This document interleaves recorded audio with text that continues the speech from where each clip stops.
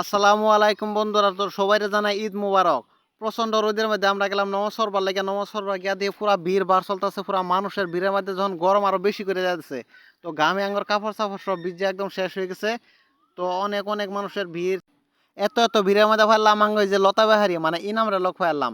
তো তার লগে এক লগে লগ হয়ে দুজন গিয়া নমাজ টমাজ পড়লাম, বহুত ভালো লাগলো। সিলোনিবাড়ি আঞ্চলিক ঈদগার মধ্যে যায় কিরম মানুষ হয় তোমরা নমুনাটা দেখো খালি।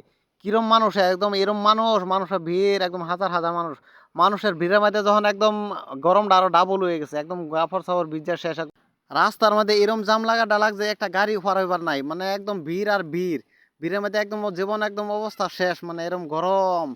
তারপরে এই নমাজ টমাজ করে সবাই বাইতায় বললাম, বাইতায় হেরা দেখি ঈদ উপলক্ষে আঙ্গর বাড়িত কিবা একটা খেল শুরু দিছে, তো খেললা দেখো সব মানুষ বাড়ির ছোট খোলা হয় না বইরা গেছে, আর তা করে খেলের নীতি নিয়মটা হিয়া দেওয়া হইতাছে।